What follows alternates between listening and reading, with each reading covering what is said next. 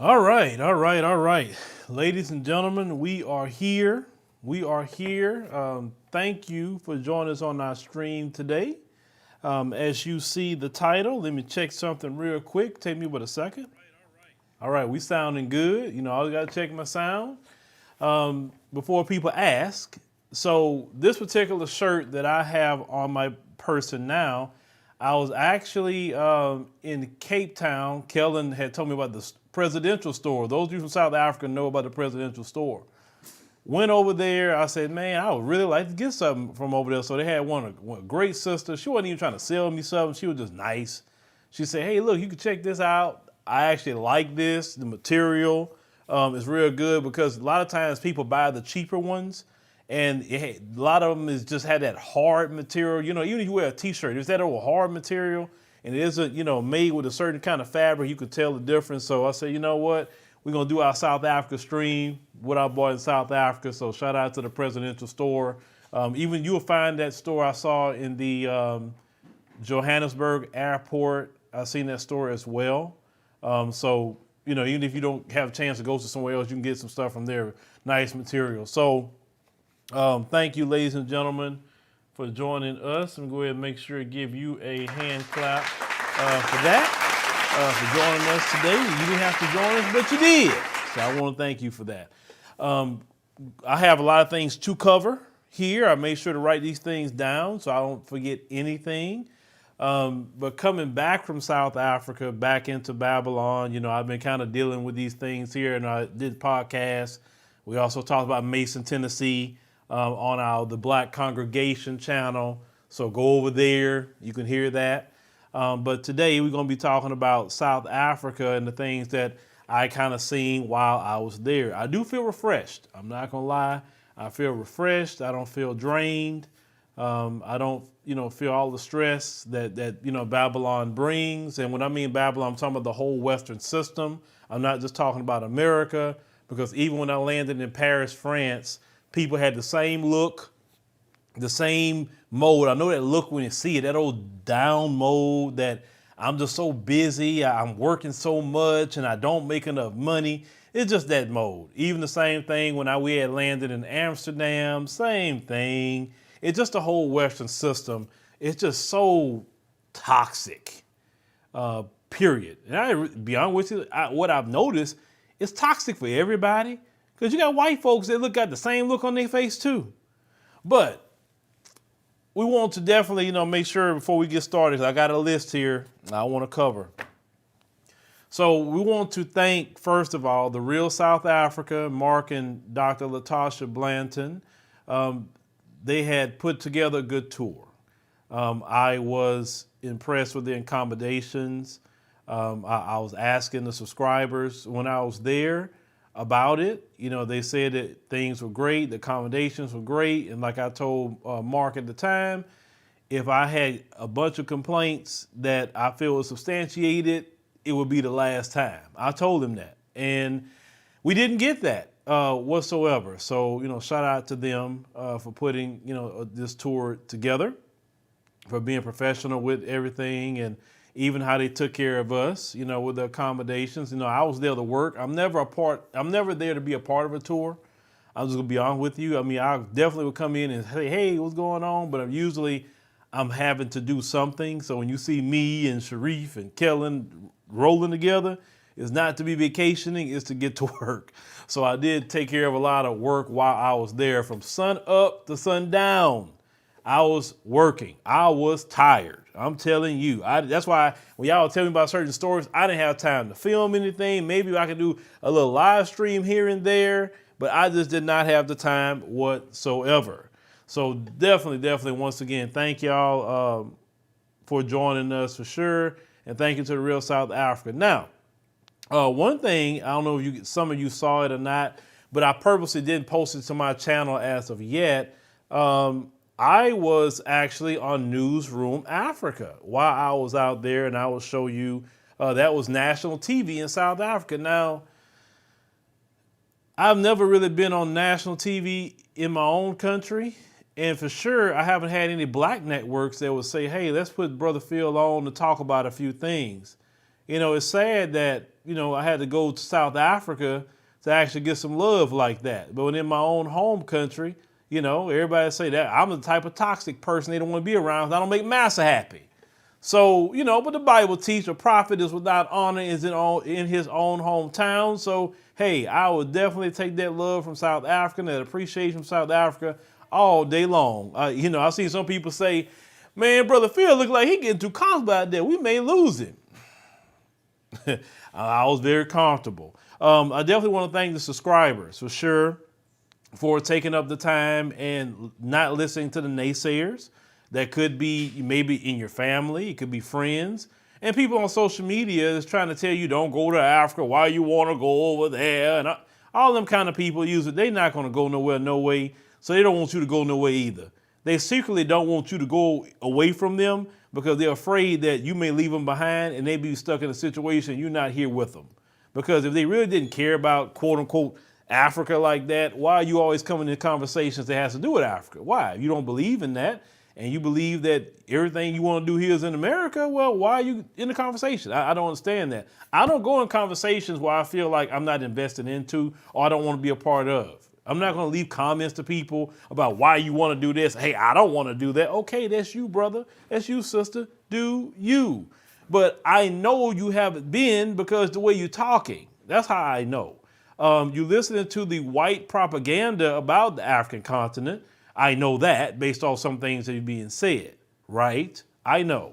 So I feel that my job is to get you there, not to tell you do nothing else but just go one time. And I believe you will make your own decision, right? So I talk to the subscribers and I ask them, what do you think about it? Is this a place you want to come back to? And all of them that I talked to said that they want to come back. They couldn't get enough of it. They was happy. It was peaceful. It was great to see majority black people. That was great. Definitely in Johannesburg. Like, listen, shout out to Johannesburg. I fell in love with Johannesburg. Oh, man. It was just so many different things in Johannesburg that I saw. They'll be good just for me personally, my family, and also me and my wife's businesses. It's just like it was easily for us to get plugged in there. So I just fell in love with it. That's for sure. We also went to Cape Town as well. Let me see, get to some pictures here. I want to show y'all while we up on the screen here. Where we at? Let's see, Cape Town. Yes, I was in Cape Town here. Your brother taking a picture out there in Cape Town. That was very nice, and I'll get to that. While I was in Cape Town, I went to a convenience store, and I think if y'all follow me on Instagram, y'all probably know this when I'm about to post here. I had some chips called Spookies. Now, of course, some American folks like, what? That's something that name Spookies. I found out that's something that's over there. They grew up eating that. I was told that, well, that's a poor man's chip. I say, shoot, well, that's the chip I need. Man, I ate these Spookies. And I like, where the hell the rest of them at? I went to Pick and Pay before I left, trying to find some Spookies. And I'm like, man, I had to go somewhere else. Now, people in South Africa know what Spookies is. I made sure to follow them. I say, look, how can I get some more Spookies? These things are good. But they wasn't full of salt. Like over here, everything is full of salt, man. It's amazing. Like, especially a lot of black folks with high blood pressure. You can't be eating those potato chips here because they just put so much salt in the crap. But over there, you eat it, you don't even taste no salt in it. So that was a beautiful thing for me. So shout out to the chip called Spookies. You ate them, Great Black Shark? Okay, you know what I'm talking about. They good. All right, so let me get to some other things that I wanted to talk about here. We had I'm looking at my screen here. We landed over in Johannesburg. We went from Johannesburg. You can go as an American citizen to South Africa visa free for 90 days. Okay, you don't have to go through the process of visa on arrival or anything. So when I went to Ethiopia, they did visa on arrival. When I went to Kenya, they did visa on arrival. But South Africa, no visa. All you need to do is stamp your passport. Welcome to South Africa. They had a requirement of a PCR, a negative PCR test to get in. It wasn't a jab requirement at all, because people will ask that question. I know. I mean, I get it. I know. And then from there, we went to, our hotel. When we went to the hotel, everybody was extremely nice, definitely nice, with the brothers and sisters. Now, a few things that during the trip, that was discussed with me. We in Black America are hella respected on the African continent as a group. And I was told several times while there that, y'all are the voice. When y'all speak, everyone listens. Matter of fact, y'all are big brothers, y'all are big sisters. We look up to y'all. And I didn't take that as, take that in as arrogance, but I took it as we have a responsibility as Black Americans. And we're wearing the crown. And that crown is heavy. And this is why we're attacked so much, is because we're wearing that crown. I told y'all many times before, just even in America, we are the leader of culture in America. Nothing gets done without us. Why you think every movement got to pattern themselves after us, or they want to get our cosign? And if they don't get our cosign, notice things don't work. Matter of fact, there are people that's jealous of us in the other groups in this actual country because we don't speak up for them, or when something happened to them, they don't get the traction. And they're like, why everybody care about Black people so much, but they don't care about us? Well, go out there and put in the work that Black people put in. Speak up. Be willing to get roughed up. Be willing to go to jail. Be willing to get killed. And a lot of you that come in this country not willing to do that for freedom.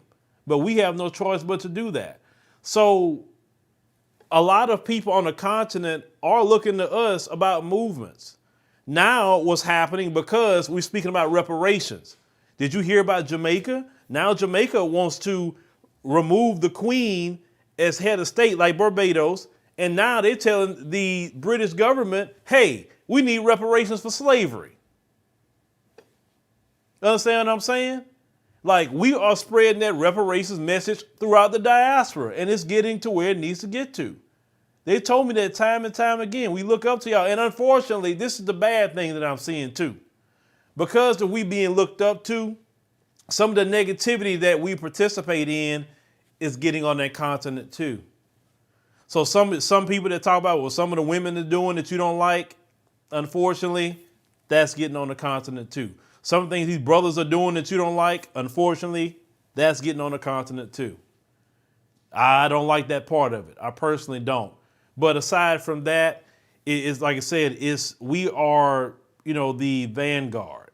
So we should, what we say matters in the diaspora, that's for sure. And we need to make sure that because we are the vanguard and that the crown has been placed on us as Black Americans, is that we try to make sure that we try to make, navigate and make sure things are just right, because we want to make sure to lead in the right manner. That's one thing that was told. I had another conversation with a brother that he was talking about what some people say, I don't know why Africans and African Americans or Black Americans, why people say Africans don't like them. We had that conversation. And he said, I don't have no issue with Black Americans. I want them to come. He said, I keep telling them all the time, come. I don't know where that comes from. And I explained to the brother, it's not here on the continent, brother, the one I was talking to.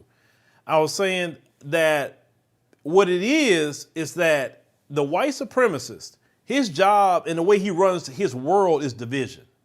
So he has to divide everybody, even the Black world. So when he allows Black immigrants to come over here, he wants to make sure no matter where they come from, hey, don't go by them Black Americans. Don't be like them, because he don't want no Black immigrant to come join us, because that would be a problem from the rip for him, is that you have Black immigrants come in and now they on code with us. So he's going to do everything he can to be the devil that he is. Oh, you're better than them. You're more educated. Oh, you won't act like them. But when you do the research, the same things that's going on in Black America is going on in their homelands too.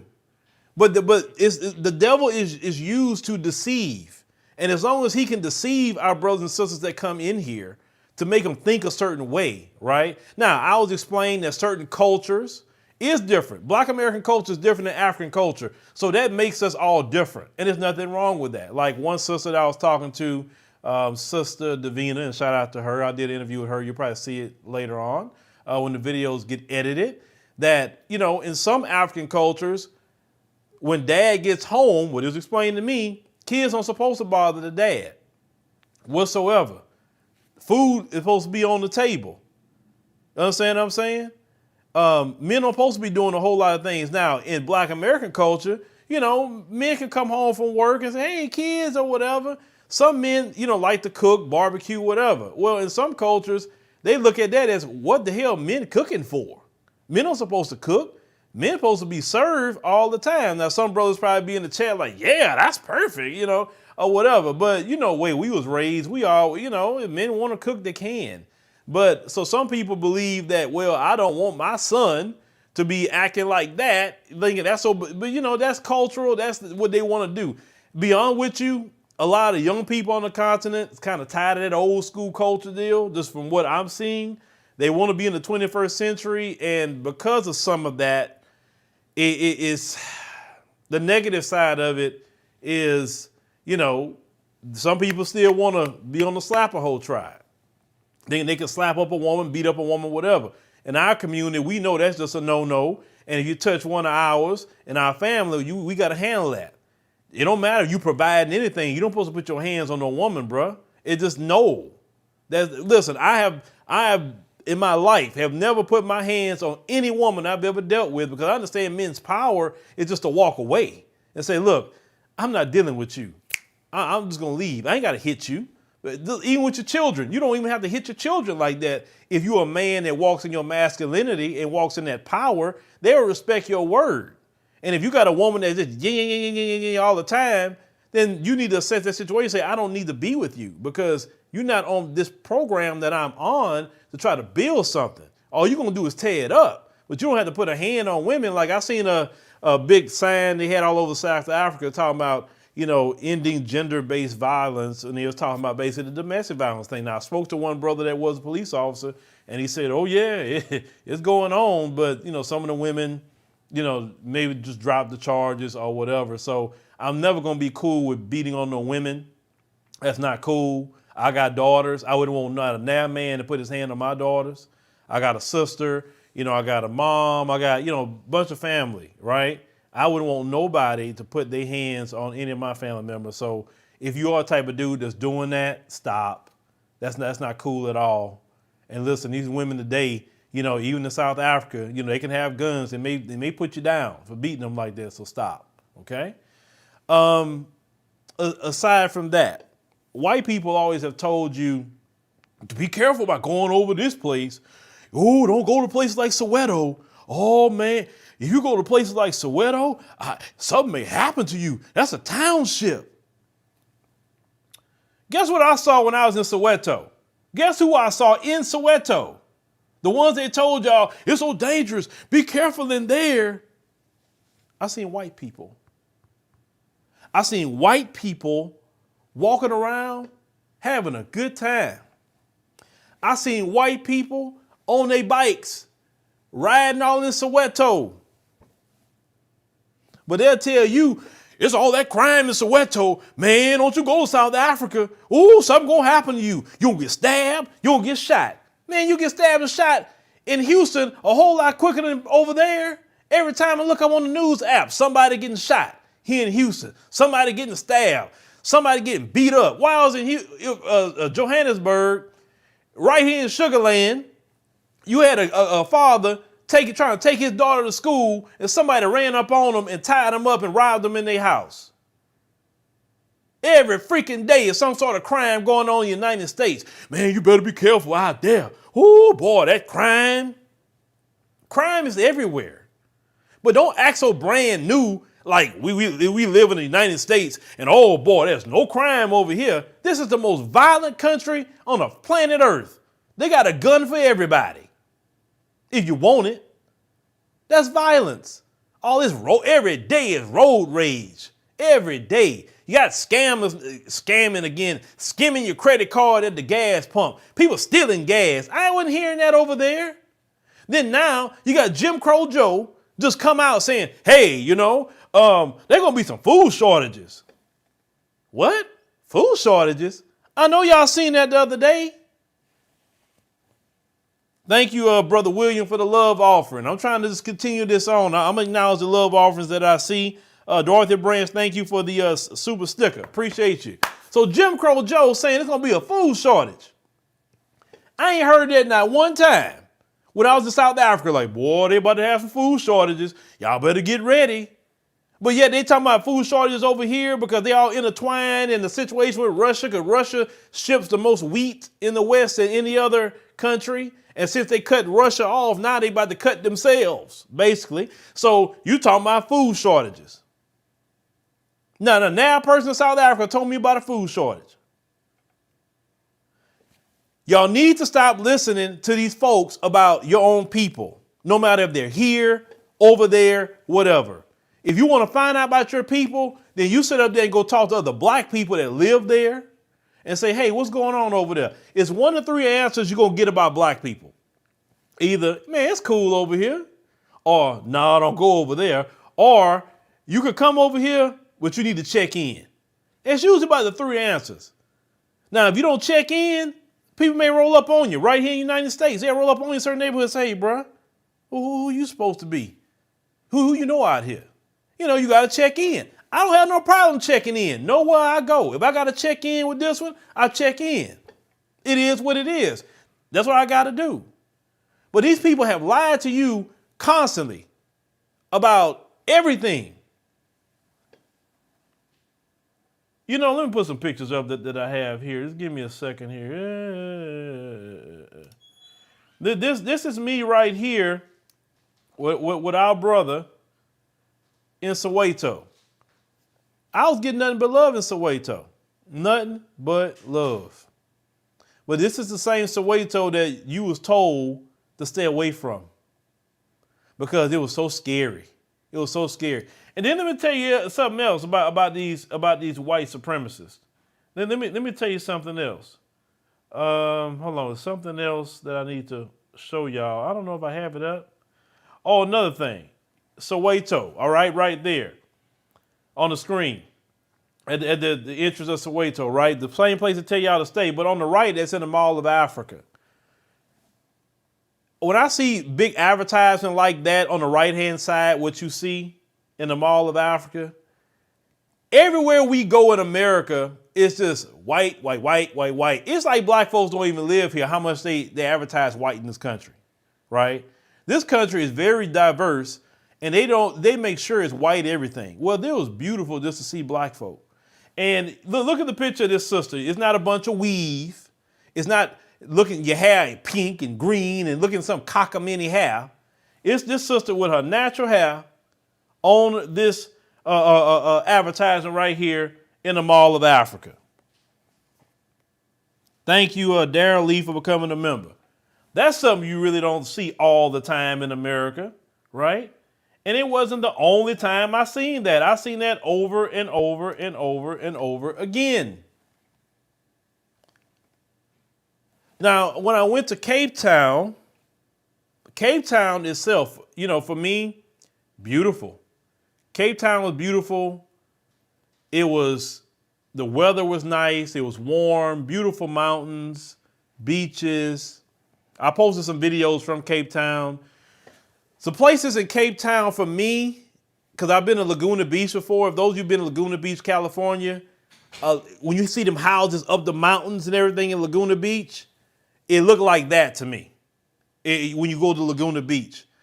And in some parts, it looks like Laguna Beach with a kind of blend of Miami. It was interesting to see that look, right? But you ride along the mountains. And once again, white folks living their best life in Cape Town. They having a good time. They running, they jogging, they got their dog. They doing everything that they do in South Africa. While we got Negroes over here arguing about why they don't want to go to Africa, and white folks, they there. Now, I will say, I did see a little bit more white folks in Cape Town than I did in Johannesburg. That's the truth. That is the honest truth. But they're still not the majority. I will say that much. And I'll get to some of the politics a little later because I have to break down everything, but I'm just building my case up here. So in Cape Town, like I said, Table Mountain, was definitely pretty cool. We went up that little car cable all the way up to Table Mountain, got to the top. You could really see the whole Cape Town from above. The sun definitely hits different up there on the top. That's for sure. But in the midst of all of that, it's some things that I was realizing while I was there. First and foremost, every time I'm on the continent, I'm always at peace. The fruit I was eating, oh my God, that fruit was so sweet. I said, what are y'all doing to this fruit? The fruit was so good. Just the food is just, oh my God, the food is good. The air, you don't smell them chemicals and all the things that these people in America put in the air. It is criminal what they do to the American people. All the stuff they release into the air. It is criminal what the FDA approves for black people and all people, not just black people, to eat. I brought back some hot chocolate from South Africa, and it had real ingredients like sugar, not high fructose corn syrup. High fructose corn syrup has been the biggest cause of obesity in this country ever since they used it because they wanted to be cheap and not get sugar, real sugar. You have this many ingredients on the package. In America, it looks like a freaking dissertation, what's in your food. And you wonder why everybody's getting sick with heart disease and diabetes and cancer and all that. It's the freaking food. They're feeding us crap. Now, Brother Sharif on top of Table Mountain told me he was ear hustling what white people were saying, and white people were saying this the best food ever in South Africa, or just even the continent in general. They was even talking about the food. White folks even know that the West is going down. That's why they're making some moves they're making. It is so criminal what they do to us in this country. They put the worst of the worst in your food, get you sick, then you go to the pharmaceutical companies, get their quote unquote medicines to heal you, and it don't heal you. It just stabilizes you. Then with Pfizer, that company, just come out saying, oh, well, some of our blood pressure medication is causing cancer. Well, if you wouldn't put all the freaking salt in people's food, you don't supposed to be putting that much salt in nobody's food. Maybe people wouldn't have their high blood pressure spiking up so high constantly. And then you're using table salt, the worst salt ever, when you're supposed to be using sea salt. When I did the research, look at the cancer rates in the West. Then look at the cancer rates on the African continent. Look at the obesity rate. Look at everything that we deal with here in America in the area of our health, then go research it on the continent. Do it yourself. You're going to see, wow, they don't have those health issues as much as we do here, or in the volume that we have. Let me say the volume that we have. But they're supposed to be third world, right? How is it that we're sicker here, but they're third world? That according to what these white supremacists like to say. The accommodations that we stayed at, great service. Great service. I can't complain about the service. Brothers and sisters were smiling, talking to you. Hey, man, where you from? And they just get, talking to you, man. You tell them where you're from. Oh, yeah, I'm from Houston. Oh, man, they start having conversation with you. They love to talk with you. I keep telling y'all, go see it yourself. Go to an African country yourself. Now, I said this in the live stream when I made it in Johannesburg. I will say this, and I will continue to say this because I know my people. I believe South Africa would be the best country for all Black Americans to visit first. The reason why, some people don't do well with a big culture shock. Now, I had some people say, well, shoot, if you don't want culture shock, listen, you go do what you got to do. I just know the majority of my people, they don't even leave their neighborhood, a lot of them. They don't leave their state. Then you tell them to go to a whole country and just have a big thing. Listen, I dealt with culture shock in Ethiopia. And it took me Kellen had to calm me down a little bit because I was tripping out about how they move. I said, man, look, why they move like this? They so slow. I was just like, what's going on? We set a time and I expect things done at a certain time. He said, you got to calm down. This is not America. Now, some people wouldn't like it that much and say, I don't want to come back. But once I got over that, it was a great experience in Ethiopia. But South Africa, for me, soon as I got there, got on the road, not to say I'm a big proponent of McDonald's, I don't even like that place, but you see McDonald's, you see KFC, you see things that you normally see. You see the infrastructure is no different than your American cities. You could easily get plugged in. When I asked about even people that want to rent an apartment, in West Africa for sure, the people want 1 year's rent. Now, a lot of Americans just don't have 1 year's rent. They can save the money, but they just don't have it. In South Africa, when I spoke to Sister Asha, and shout out to her, you pay your deposit, you pay your monthly payment. No different than here. Non-citizens could have bank accounts in South Africa. You can work to get your residency. You can work to get a citizenship. If you bring in business into South Africa, now some of you sisters, let me think about you. Some of you sisters that's doing braiding hair, y'all better get y'all behind the Johannesburg. I seen some styles that trip me out over there. Y'all better go over there and get those skills and learn how those sisters doing the hair over there, because y'all would really over here, yeah, you would stand out if you learn how to do those styles that they're doing there. So I would say that any of you that's doing well in business here, I would say you can go over there and get plugged in pretty good. That's what I can say. Let me get to white people. A lot of people will say, well, I don't want to go to South Africa because they got white people. You have more white people in America than you do over there. I'm just keep it real. Way more white people. So I think you the last person to be talking about white people. Now, I'm going to say that you came from Nigeria saying that. I would get it. But living here, everything is white, white, white, white, white. Your teacher white, the police white, the judge, the DA white. 9 times out of 10, the president, well, all the presidents been white minus one. Senate is mostly white. The House of Representatives white.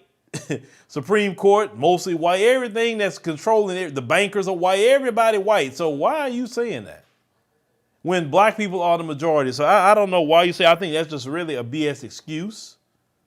It's an excuse you're telling yourself. But white people, I'm telling y'all, they coming. They're coming. They're coming. They're coming. And while y'all arguing with each other about not going to the African continent, they're coming to rent those apartments. They're coming to open businesses. They're touring, vacationing. I went to a restaurant called Gold in Cape Town, South Africa. That restaurant, the concept of that restaurant was pretty awesome. They gave you a 14-course meal of different foods from, different African cultures. And they gave you dessert and everything at the end, where it's like a live show that you get while you're there. Now, I want to play a quick clip of kind of like what you will see while you're there, but I want, it's a reason I want to go into that. Let me see, let me get to that. Did I upload that? Maybe I did not. I'll do it right now. Just give me a second. We're doing this live video file. Okay, no, I didn't do that. Okay.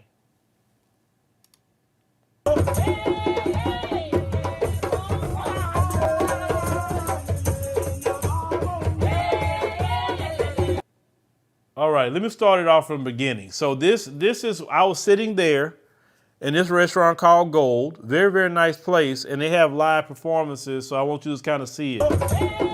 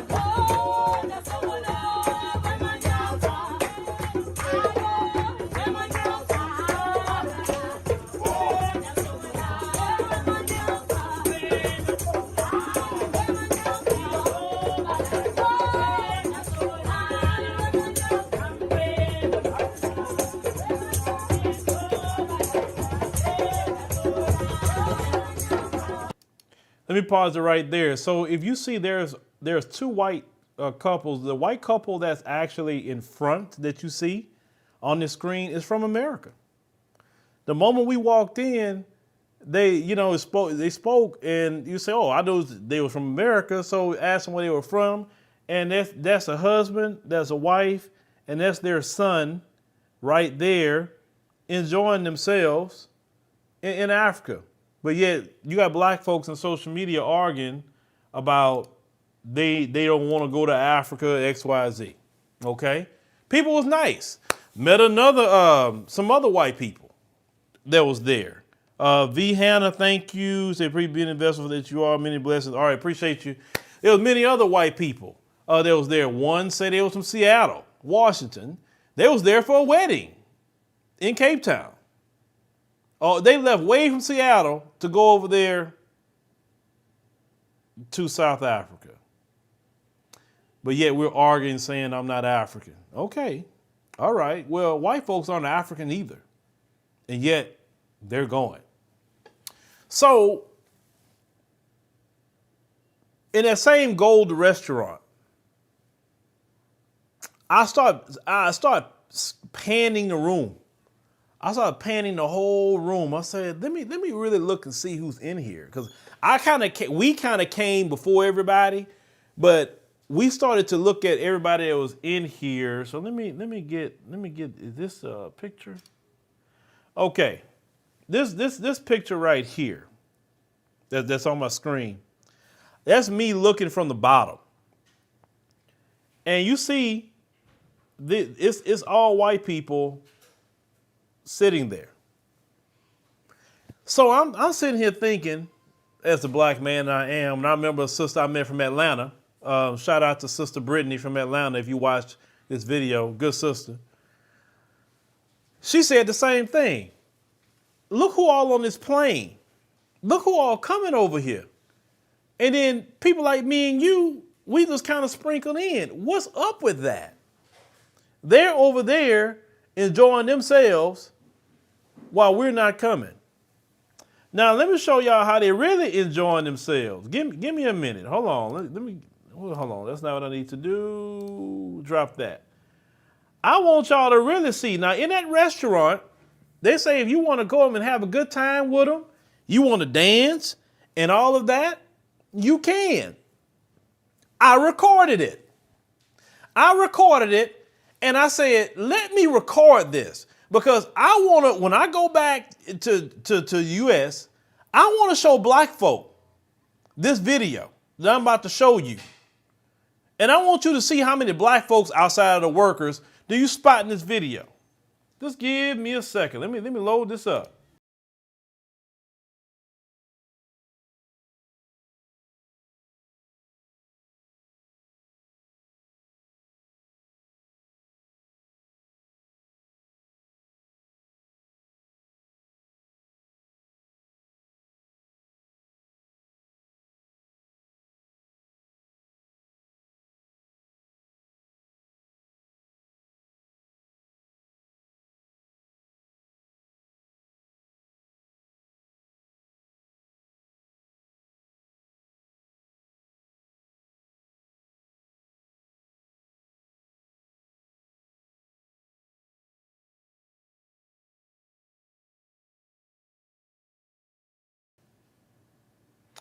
All right.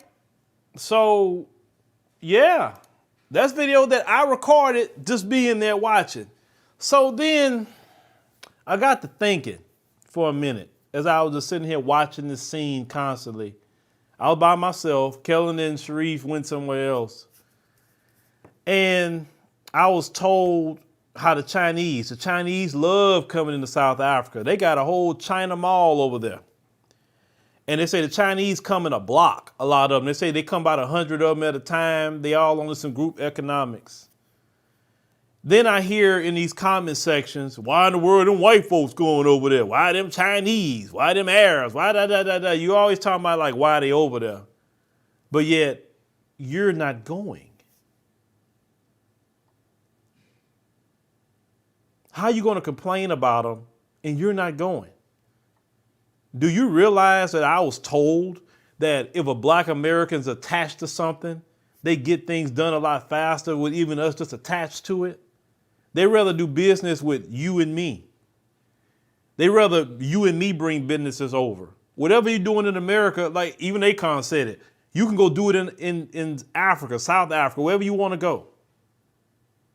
If you can make it in America, you can easily make it over there. You already have the skills and the skill set that's needed to do it. But I'm at a point now, I don't want to hear no more people complaining about white folks in Africa, Chinese in Africa. Now, they're doing something discriminatory. Yes, we're going to talk about it. But if you're not going and you're not trying to go, then I heard excuses when I say, well, why you ain't going? Well, it's too expensive. You know, I say, oh, so you rather go to Mexico where the freaking cartel is running around? You don't tell about them stories about the cartel, how that sometimes tourists are getting killed by the cartel. You ain't got no cartel running around South Africa like that. I'm not saying crime don't happen, but they ain't had the cartel where the cartel runs the whole country. That's not going on. Y'all going down to freaking Mexico where is the cartel, you know, after you're behind, you know, the cartel will chop somebody up. They chop their arms off, their legs off, their head off, put in the wheelbarrow and go put it in the front lawn. This is what they doing in their own country. Why do you think some of them people running up here? And you going over there. They running up here, you running over there. Well, it's cheap, you know. The flight is only $318. I can go in your closet and find economy tickets to go to African countries all day long. I know you. Because one thing I know about black people, you're going to have some clothes. You're going to have some shoes. It's too expensive. You didn't say that about those Birkin bags you bought. You didn't say that about the every pair of Jordans that you went and bought that came out. The same shoes that was out when I was a kid, when Jordan actually was playing. They just put new colors on them of the same shoes. And you got every pair. But it's too expensive to go there. How is it that white folks from the U.S., they even go, white people got money? White folks live in paycheck to paycheck too. The only thing that white folks got over you is social currency. And what I mean by social currency is the gift of whiteness in America. They live in paycheck to paycheck just like you, a lot of them. And they take their money and they want to go to South Africa, wherever they choosing to go. It is not a time for excuses anymore about the African continent. You can make excuses, but don't get mad when you finally decide to go and you got all these different groups of people buying up property, starting businesses, then you want to get mad why they over here. Well, and the question has been, why haven't you been coming over here? Why haven't you been saying, let me make my mark here? White folks know the West is going down. They know it. White folks are looking for a way out of the West too right now. They see it's going down. And then what they want to run to? They want to run to the continent of Africa. I'm in Johannesburg and the driver is pointing out to me, hey, you see that right there in the distance? You see how that dirt is so yellow? There's gold that was in there. They still got gold in there right now. It's just not the highest quality gold, but if they want to get it, they can. What hill we got in America right now that's yellow because it's full of gold? Even recently, America's General AFRICOM talked about how important the African continent is for the security and stabilization of America. Everybody knows that. The Chinese know it, the Russians, everybody know it. And on the ground, people are saying, brother and sister, we want to connect with you. I understand we built America. Listen, we built the freaking world. We're indigenous to the planet. Every place on the earth we have been. But what I'm telling you from what I'm seeing is that you better get a stake in Africa and you better get one ASAP. Because when you finally decide to, then you're going to complain that it's gotten too expensive. It's hard for you. It's all kinds of things you're going to complain about. Because you have more of an opportunity over there than here. We look at Mason, Tennessee, and I just covered that on the Black Congregation channel that we have. The sabotage. You're not going to be sabotaged over there. When you're trying to build something, they want you to build something. They want you to provide jobs over there. They cool with that. In America, definitely in the West, These people will always seek to sabotage me and you. They hate us. I don't know. It's no, y'all tried everything you can for them to love you, and it don't work. They hate me and you. And the interesting part is they hate me and you, but they don't want me and you connected over there. They want to enjoy Africa for themselves. That's what I got to see. This is why they tell you, 1 minute they're telling you, well, go back to Africa. Now you're going to Africa. Now they're trying to say, it's not safe. It's not safe over there. Oh, it's not safe over there. You don't want to be there. And they tell you that while they get on the plane and they flying they behind over there. The same place they told you is not safe. Johannesburg not safe. Woo, all that crime. Plane full of white folks going to Johannesburg. But I thought it wasn't safe. Man, them Africans, yeah, I'm with you. They don't like you. They don't like you. Why you want to go over there? Yeah, I don't want to go over there. And where they at? They going over there. It's been a big finesse with white folks with us to tell us to stay away while they going. That is the biggest finesse they've been, and it's our fault because once again, when you honor and validate white people's opinion like that about your own people, they can do that to you. Or they play the other game. Yeah, you better than them. You don't play third world. You don't be over there. This is the best place ever. And you're better. Look at you. Look how much better you are than them. You don't want to be over there. You're in the greatest country in the planet Earth. And then they on the plane going over there to the place they told you that you don't want to be at because you're better in third world. I'm telling y'all. Kikoy Hayes, thank you very much. This is what these people have been finessing black people for a long time. Every nation got its problems. But you know what? For me and what I saw, I rather deal with problems and I'm in the majority than dealing with problems and I'm in the minority. Dr. Carl Anderson, and I covered this on the podcast, he told y'all way back then, you can't fight all these groups by yourself. You can't fight the white supremacists. You can't fight the Arabs that's coming in here that's weaponized against you by the white supremacists. You can't fight the Asians that's weaponized against you. You can't fight the Hispanic. You can't fight anybody else who has an issue. Sheriff Villanueva in Los Angeles, LA County Sheriff, he's Hispanic. The article they just reported on him, he sounds like a straight up neo-Nazi. You can't fight all these groups by yourself. There's not enough black people to fight them all. We fight. We did.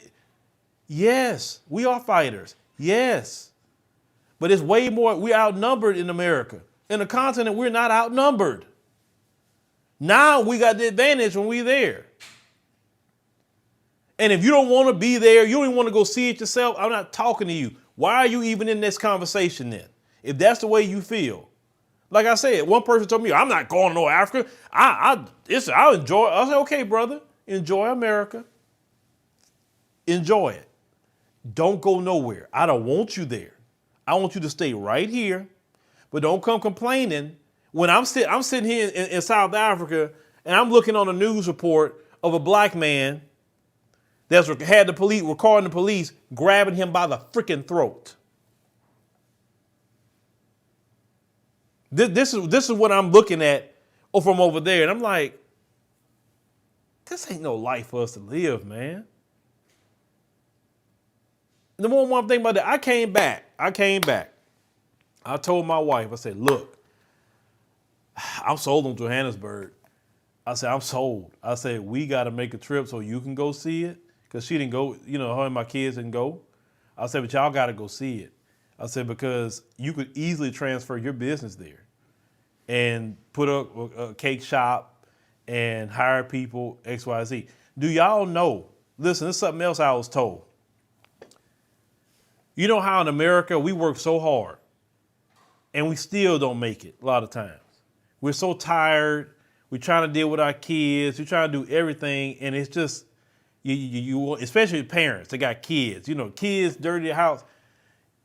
In South Africa, I was told that for about 200 US a month, you can hire house help. They would help clean the house, wash the clothes, do everything like that, right?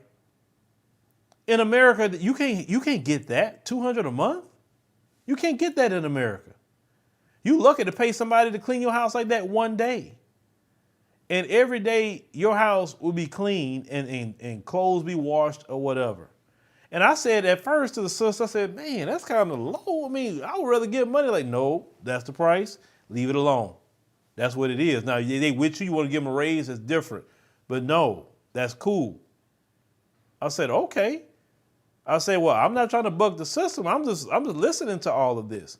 I was told if you want to take the person and you want them to learn how to cook real good, you could put them in a cooking school for about, I think, $500-$600 for the 6 weeks.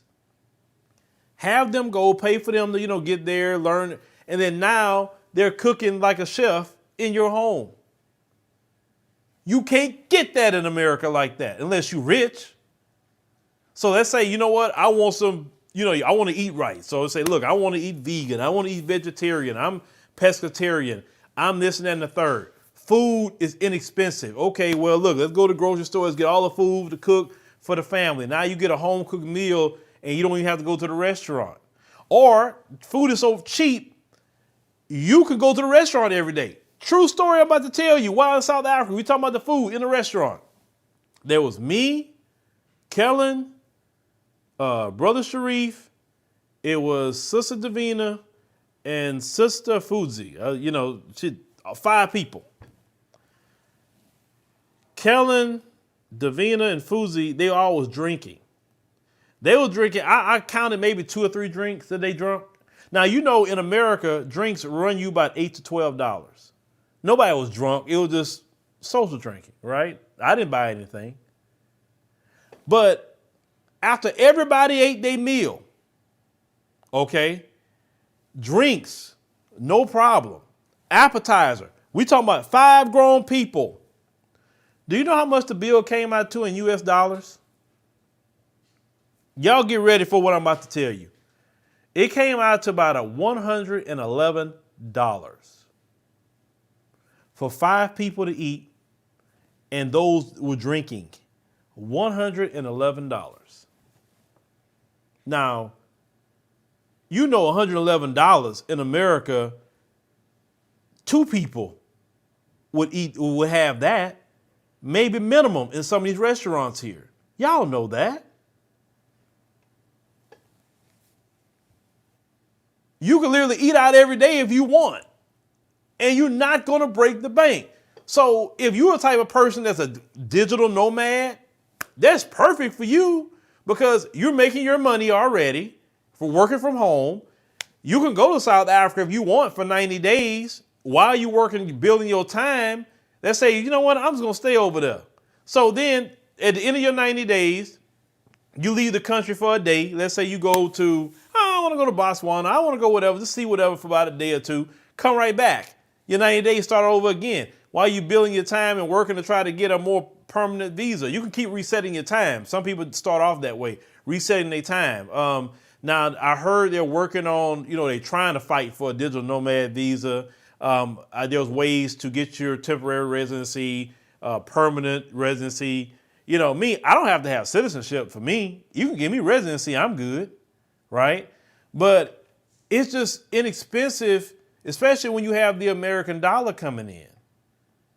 We are literally, like I said, they are breaking a lot of Americans right now.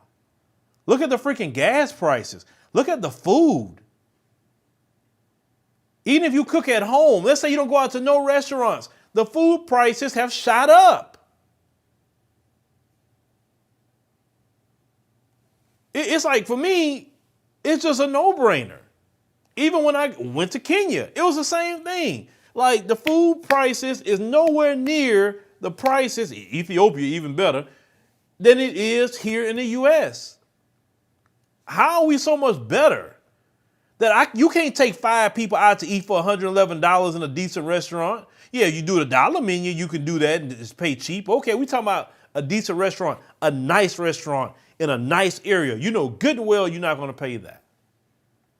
And those of you who like luxury, I was staying at the Marriott Melrose Arch. Right next door, they had the McLarens. Those of you who like the luxury, Porsche, Aston Martin, all that right there. Man, Johannesburg got it. They got it. Oh, they got it for real. They doing it big in Johannesburg. And once again, the people are just nice. I remember even at the airport or Tambo Airport, the people were just nice. When I started coming back and I went to Paris, people were just like, I said, oh my God. Let me talk about that. When I left from Johannesburg on the first leg of the flight with Air France, boy, I was so aggravated. Them folks on that plane, oh my God, they act like savages. One of them putting his foot on the wall. His feet look like big Neanderthal hammer toes. He putting it on these people's wall.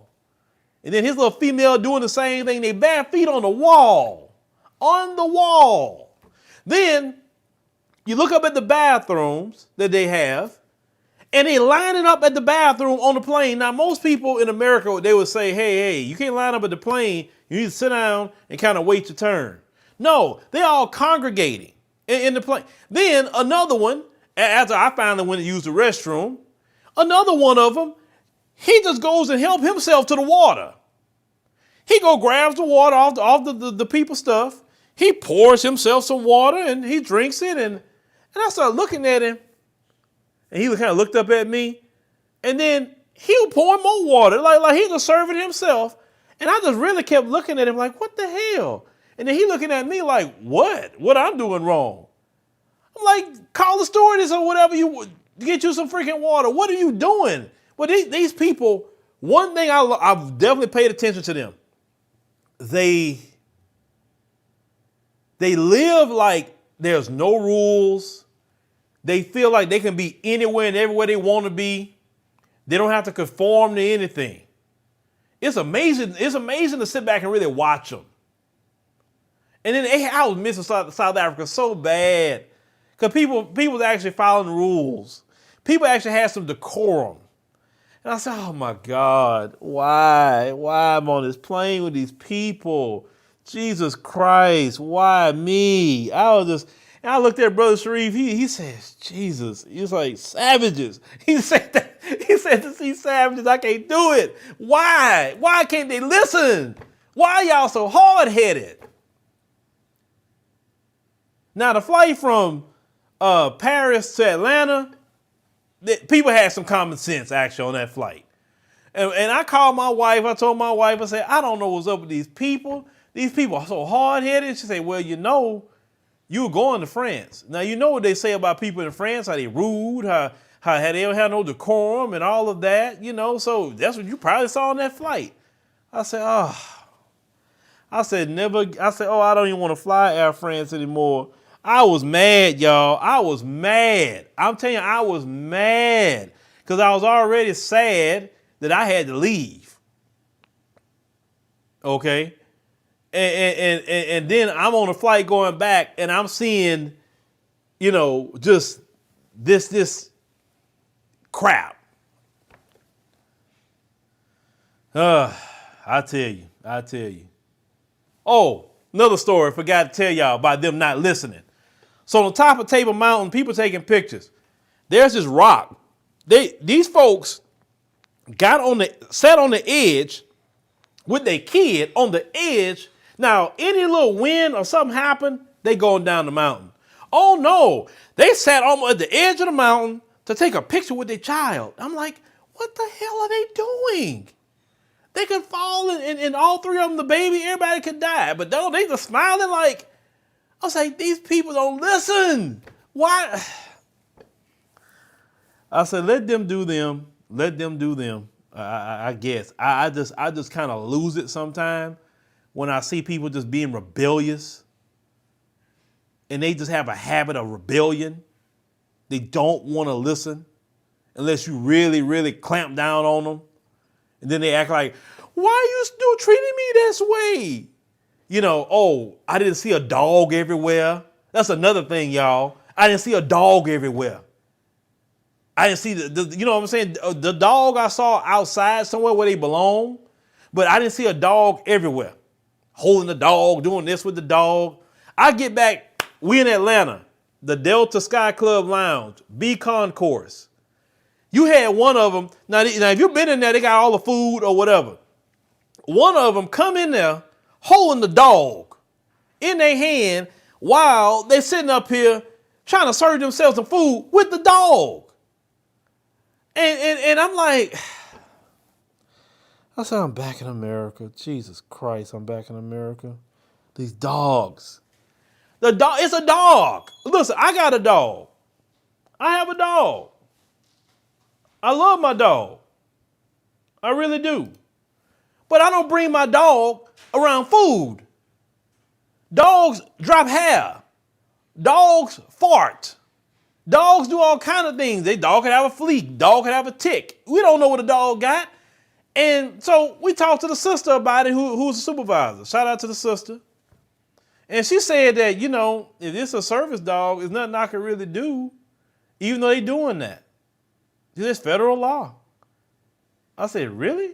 He said, yeah, now some of them I check if they dog is service dogs. They get all kind of ways to get a service dog just to have the dog.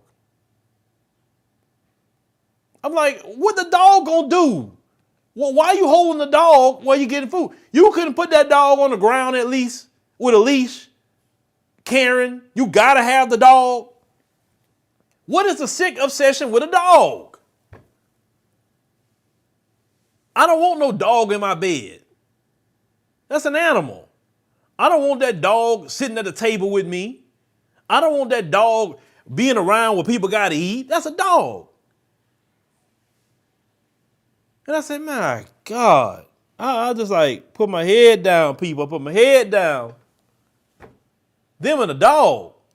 And then because they influence some of y'all black folk then got that way by the dog too. Some black folk had sense at one point in time. Now you don't have no sense about that dog. You acting the same way like Karen and Brad. Because you don't have your own mind. Your people always had a mind. That dog is a dog and the dog stay in the dog place.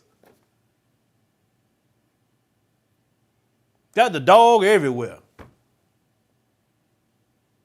Now y'all in South Africa don't let them folks bring them dogs everywhere. Y'all seen them in the proper place where a dog belongs. I'm cool with dogs, running with their owners outside, walking them. That's cool, but having the dog all in, no, I don't care how nice the dog is. It's still a dog. The dog pees and poops.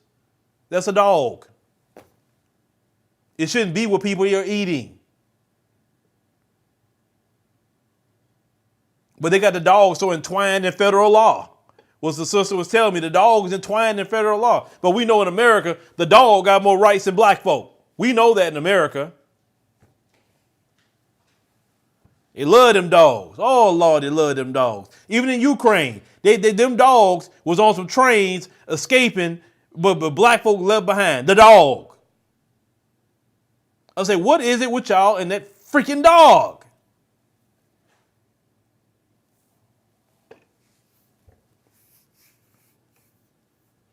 Oh, you say they got the dog in grocery cart? Yeah, they bring them dogs everywhere. You don't think that's come on.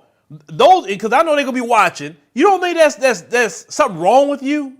That you gotta bring a dog everywhere you go? You can't go to the freaking grocery store without the dog? You need some therapy.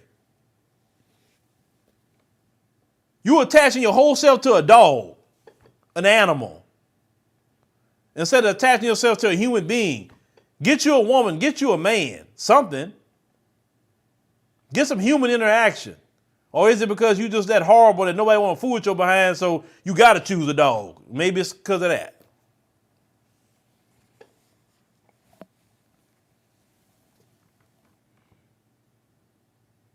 But yeah. So like I said, I just had to go on a tangent about the dog, ladies and gentlemen. I had to go on a tangent about the dog. Because, them dogs, Lord, them dogs. They're obsessive with them dogs. But, in America, dogs are federally protected more than black people, too. Because under Trump, he signed a federal law where if you abuse a dog, you can get federal charges. But you can do something to black people. Biden and them signed the Asian bill. So, hey, they protected. Everybody protected more than black folk. But with that being said, it was a good trip. Now, let me get to the other part. Because I got to get to this part. This is very, very, very important that I do get to this part. Let's talk about apartheid real quick. Apartheid was horrible. Apartheid mirrored the Jim Crow South. I mean, from when I looked into it, it mirrored it. Blacks. Let me tell you something. I think apartheid, in a way, was a little worse than Jim Crow. In a way, because them folks had them on like a sun up to sundown thing. After sundown, you better not be out. Period. We talked about sundown towns. We had our own areas or whatever. But if they were out and they caught them out after, the time period that black people are supposed to be in their house, white people can be wherever they want, but black people are supposed to be in their house. They can get fined and go to jail and all this other stuff. You know what I'm saying? How they were just, killing black folk for no reason. Stealing. It's just so much mirror. Some people say, it didn't mirror what we get through. Yes, it did. Just go see it yourself. Oh, when I went to Robben Island and heard oh my God, let me get to that part. So I went to Robben Island where they prison Nelson Mandela. And they doing the tour. They had a brother that did the tour that actually was locked up there. And how these white supremacists, how they was, killing black people over there. They had a device and they showed the device, how they would tie black people up to this device. And they would just basically beat them with whips, beat them with rubber from a tire. They'll do all kind of things to these black people. When they put them in solitary confinement, they'll just starve them in solitary confinement. That's part of the punishment. In the jail, they showed the dinner. So if you were colored, they said colored/Asiatic, they had one meal. And for the black folks, the Bantus, they say they had another meal. Now, if you were black, you got less sugar, you got no jelly or jam, you got less meat, you got the worst of the worst. If you were colored, and the history of the coloreds, there, if you know that history, or the coloreds are basically a mixed race with, the Dutch and also an African tribe. And a lot of them speak Afrikaans, which is the white language, Afrikaans. Now, some of them say, hey, I'm black. I'm not no freaking colored. Some of them want to say they colored. In America, like I told one of them, you be called black. They ain't about to hear all that, you colored, you this. White folks gonna let you know real quick you come over here. But the people who were quote unquote colored, they were cool with me. That was cool. They called me brother and everything. So hey, you call me brother, I'm good with you. Now, it was interesting though when I asked about colors, I ain't gonna lie. Color black South Africans had this look like that. They all had that look like, man, I don't fool with, some of them like that. So that's why I had to go find out what was going on myself with some of that. But, I understand that what they explained to me, the colors in apartheid was used as a buffer class. So they treated the colors better than black people. That's what ended up happening. So after the apartheid was over with and the colors lost that buffer class position, okay, black folks just didn't forget about that. But the colors is actually in a bad position. I mean, with poverty and it's a whole lot of things with the colors that's kind of messed up, with them, especially a lot of them in Cape Town. But yeah. For me, I'm taking it all in. I'm soaking it all in, right? I'm just soaking it in. But before I got into the color conversation, apartheid and the Jim Crow South and racism and white supremacy and the legacy of slavery, when we were let off the plantations and even getting out the civil rights movement, and when they had the government turned over to, black people in 1994 at the end of apartheid, the same issue that we have in America, they have over there in South Africa. Got to be honest about that, okay? When we so-called can go to the restaurant with the white folks and all of that, white folks always owned everything, had the money, had the wealth. They stole from us. They did all this stuff to get ahead, right? Well, we so-called equal here. We can go to the same restaurant, but we're not equal because they had this head start, right? South Africa, same thing. Okay, now you're equal with white folks, but you're still not equal financially. One thing that was said to me while I was over there, it just floored me. This is one thing that was said to me. Well, actually more than one, but this is the one thing. Well, let's go over here because this is a black-owned business. And I say that to me one more time. What did you just say? Or this is a black-owned business. And I say, I'm sitting in doggone South Africa and y'all telling me about a black-owned business like I'm in America. And I was just like, wow. And I just shook my head when I'm listening to this. But then I'm listening to all the stories about how it happened. How white folks was owning everything and black folks was here economically. And just as much as we have a wealth gap here, they had it there. Now, what I told them was this. Sounds like y'all need reparations in South Africa.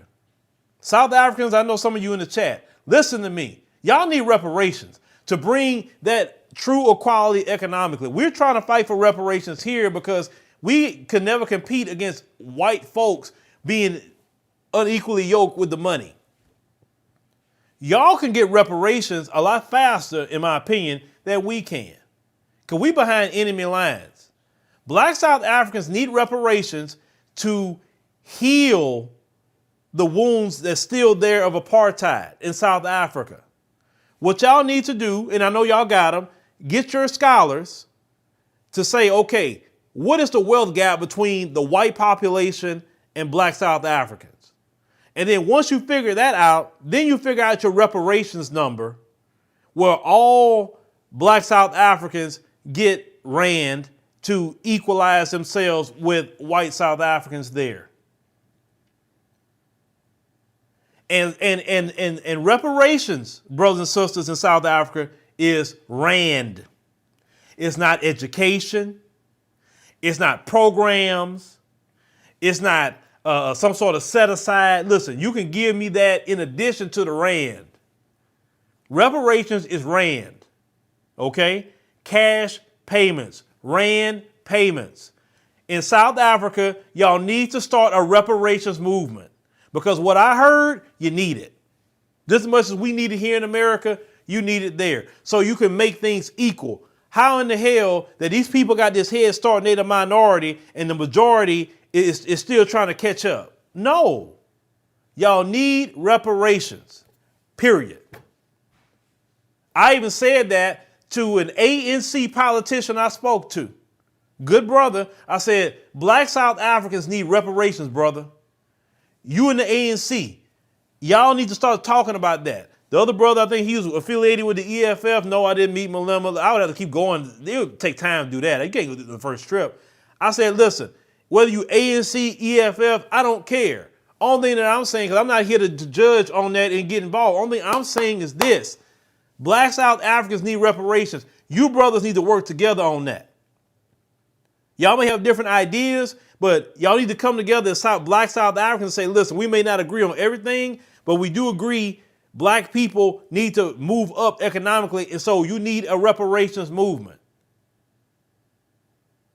So whoever want to start the movement in South Africa, do it. You need reparations. Y'all have the government now. There's no reason why y'all should be on the streets talking about reparations and pushing politicians. You say, well, the politicians in this province is this. Okay, if the politicians no good, make sure you register to vote. Get somebody from the soil that's coming from the community that you know is going to do the right thing and put them in those positions and start talking about reparations. Reparations need to be a global movement for black people. Because black people enslaved here in America need reparations. Black people in the Caribbean need reparations. Black folks on the continent that was colonized, apartheid, everything else, they need reparations. In Cape Town, black folks can't even afford to buy the properties. But yet people, them Arabs from Qatar can come in there. White folks are coming there. Chinese are coming there. Why? Because there's income inequality. And reparations would solve the problem. And even though I've seen some of those issues that I saw and which saddened me, I still say it's better opportunity. It's peaceful. You can have peace. Crime is everywhere. Everybody know where the crime at. Most people do. I still say I was more at peace in South Africa than here, even though there are problems. Every country got their problems. But talking to those brothers and sisters, I'm telling you, they understood me as a black American a lot more due to the apartheid system. I love my brothers and sisters in Kenya, love them. They treated me so good. Love my brothers and sisters in Ethiopia. They treated me so good. But so for me, South Africans is the only ones that understand the racism, white supremacy, and the diabolical things it has done, because they're still dealing with the remnants of it. They are what you call a new democracy. They haven't been in operation 200 years. They're still trying to figure some things out. They're trying to figure some things out as a people.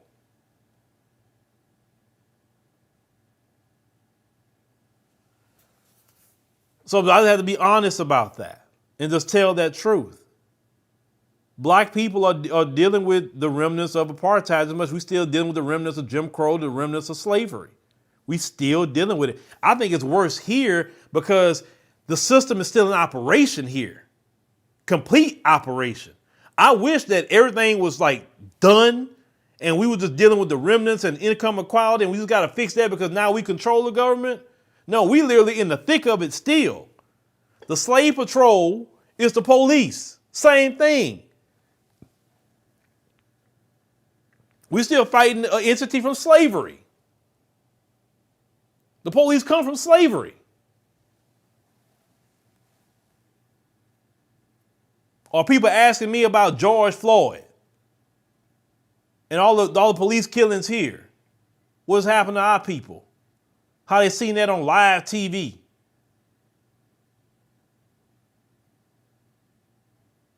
I tell my brothers and sisters in South Africa, you fight. You fight, you fight, you fight. Now, another thing that was brought up to my attention, and I want to speak on that just briefly, immigration. Brothers and sisters saying, well, some immigrants are coming into the country and they're bringing drugs. They're bringing crime. And I agree with them. Crime should not be it, no matter who doing it. No. Drugs, no. No, no, no. Because if you allow drugs to come in, the white supremacists have always weaponized drugs to destroy society and keep you high and distracted and whatever, while they slip in and take you over. So you always want to stand up against drugs. Always. Some of them were telling me, well, we have an immigration problem like y'all have in America because people come in this country illegally.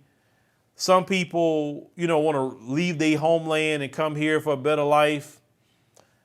In some instances, I can see why. I can see why.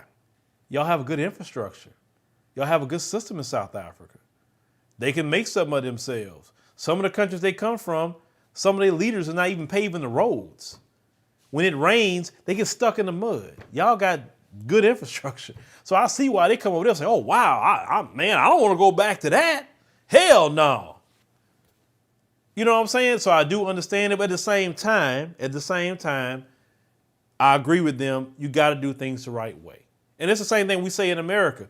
If you come, just come the right way. Follow the laws and come the right way. I'm not against people. I don't hate nobody. I don't advocate being violent toward nobody.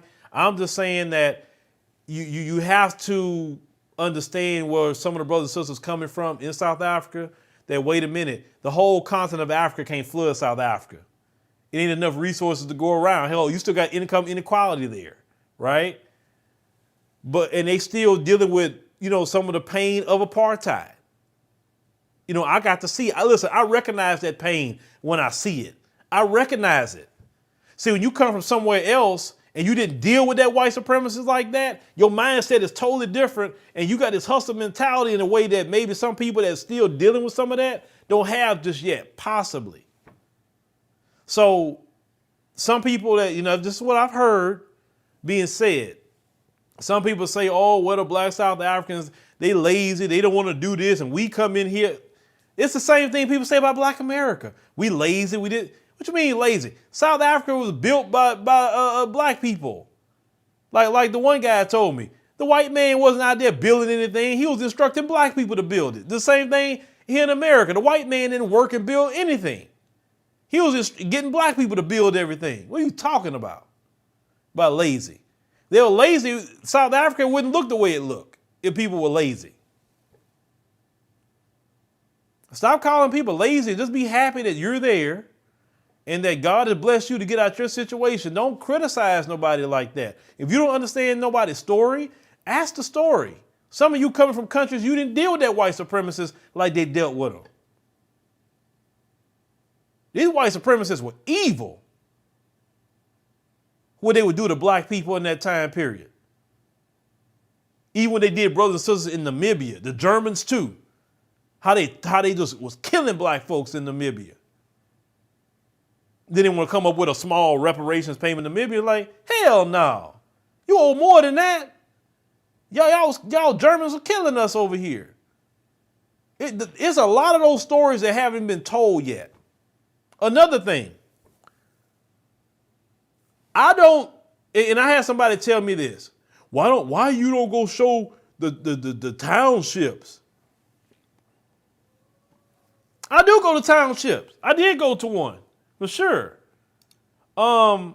This is what I will say. Y'all want to see, hold on, let me see something here. Y'all want to see, some of y'all addicted to seeing poverty. So I'm supposed to take myself way to South Africa to go act like a freaking colonizer. Ooh, I want to go to the shanty town area where people are struggling. I want to go film that. I want to go take pictures. I want to go do all that. You know what I was told by the driver? That's what white people do. That's what these Arabs have done. Go over there. They want to be, and then you know what happens to some of them? Some of these tour guides try to go inside some of those areas and they don't have a pass. And guess what happened? Them tourists getting robbed. And the tour guide too. And I say, good, rob them. They don't belong over there. While you over there with your camera, just like I told y'all, when I went to Kibera, I wanted to see it, but the only reason I filmed and we say, okay, to film in here, because we wanted to show the good things they were doing in there. I have a policy, I don't want to film black poverty. I don't want to film it. And for some of you to come around, well, that's the real Africa, you colonizer-minded Negro. That's where that comes from. That's the real Africa. No, it's not. You sit up here talking about we come from kings and queens, but then you gonna tell me that's the real Africa? Well, showing all that nice luxury things in Africa, that's not the real Africa. That come from that colonizer. That's where it come from. How you gonna be a so-called king and queen don't have luxury? What are you talking about? I'm not going to be a part of any tour that do not take my people to show the good of Africa. I don't want to do it. If you want to go see some old downtrodden black people, go watch white people. They'll show you that all day long. I'm not doing it. That's a waste of my time. I don't want to show poverty. For what? Why you want to exploit people? Ooh, look how bad they living. Ooh, I live better than them. Do you really live better than them? But an interesting fact about those people who build the little shanty town area in South Africa, if you build you a little shanty house on the land, now it's your land. You don't pay no taxes or no nothing. Another interesting thing I saw Everybody got satellite TV in the little shanty area. They built their houses and everything, and everybody got DSTV. So they watching, which was my favorite channel when I was over there. They watching Mzansi Magic. They watching that channel. I was enjoying that channel too. I was enjoying them shows over there. Oh man, I watched a couple of shows I really enjoyed. A couple of them. They watch and they ain't got to pay no property taxes. They ain't got to pay nothing. If they build them a little shanty area, they good. That ain't going to happen in America, now would it? That's not happening in America at all. America want the property tax. They want income tax. America won't go, even if you bought the land yourself, you still got to pay America tax. You don't own anything in America.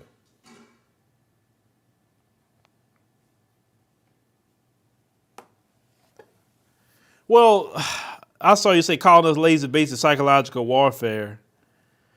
It's only psychological warfare if you value the mindset of a white supremacist or anybody who's coming in trying to abuse you and call you lazy. Because this is how I feel about that lazy comment. What is it to you if I'm lazy? That actually should be a good thing for you if I'm lazy, because that means I'm out of your way of you getting opportunity. Well, when somebody calls somebody else lazy, I just believe that's projecting. That's just projection. Yeah, in America, you always paying taxes. You're paying property taxes for, think about it. You buy a home in America. Okay. You paying property taxes. You got to pay your homeowner's insurance. In a lot of these neighborhoods, you got to pay homeowner association fees. In a lot of these, communities, right? You could lose your whole house if you don't pay that homeowner association fee. Your whole house. You can lose your whole house if you're not paying your property taxes. Even if the house is paid off, you can lose your whole house. At least over there in the African continent, when you pay your stuff off and you're done with it, nobody asking you for nothing. It's yours. It is wicked what these people do. You buy a car. Let's think about it. You buy a car. They tell you, you pay taxes for the roads, but they could tell you driving is a privilege. And we could take away your driving privilege for roads that you pay for. I agree with getting insurance on your car. I agree with that. So then that's not bad, because you need to have insurance. But they say your registration sticker. Well, if your car not registered every year, then, you can't drive your car. You get a ticket or whatever. Your car being inspected, I do agree with it, because in South Africa, I saw this one dude riding on the road and smoke was going all out of his car. That's an emissions issue. So I do agree with the inspection part of your car. That's just a safety issue. But the driver's license, you got to have a driver's license, or you can't drive on roads that you constantly pay for.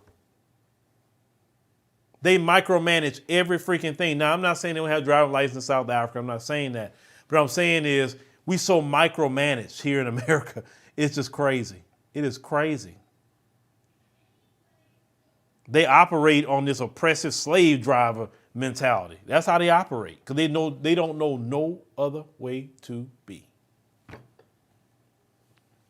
But with paying taxes, what? And hounding for blood donations. Yeah, don't even get me started on the rest of that. Don't even get me started.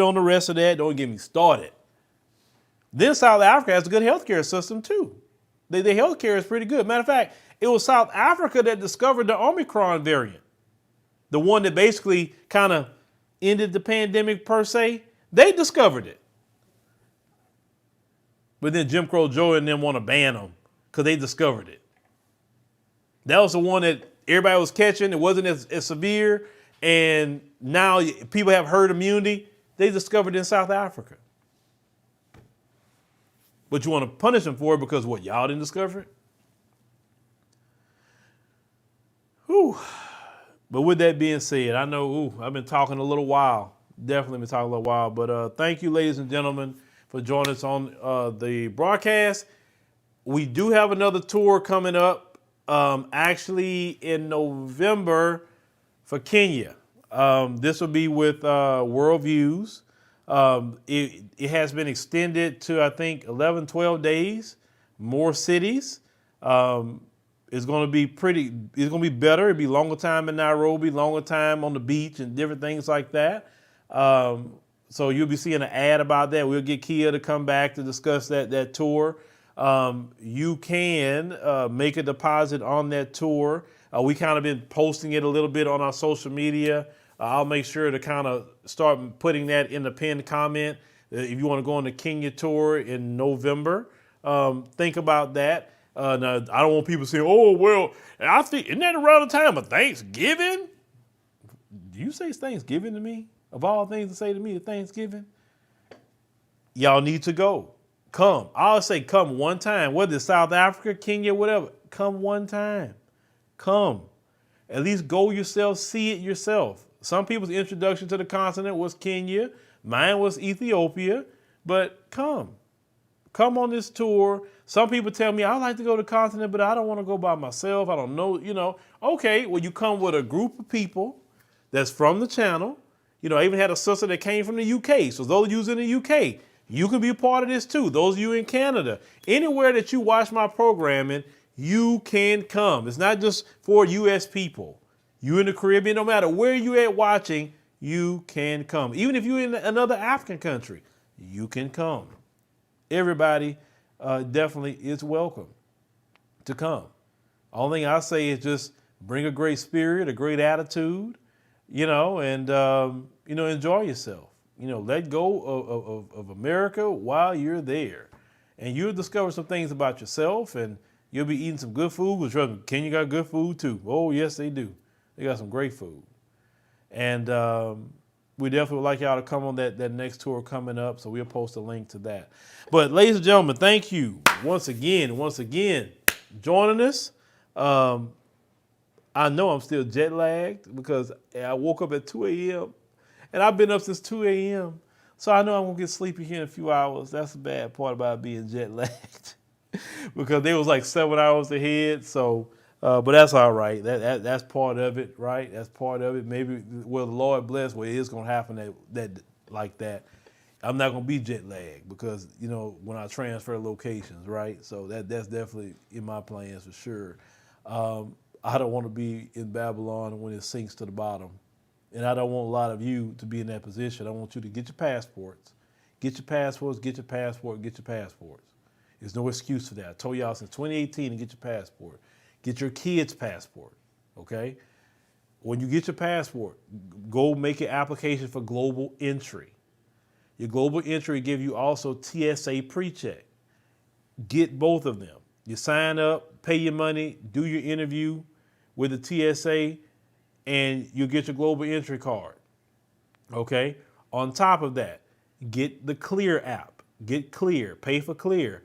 When you fly domestic or even international, when it's definitely domestic, you go to the Clear, they take you all the way up to the front of the line, and you go through the TSA pre-check at the front of the line. Don't matter what time you got to the airport, you go to the front. Beautiful thing to have. Please have that. Please have it. I'm just trying to give y'all just a few tips on things to travel, okay? So, like I said, we'll put the link for Kenya in the pinned comment after this. Sign up, for this particular tour. Put your deposit down. You got plenty of time for that. It'll be in November, so you can put the deposit and pay your payments. It's plenty of time, okay? So, thank you for listening, ladies and gentlemen, and see you on the next one.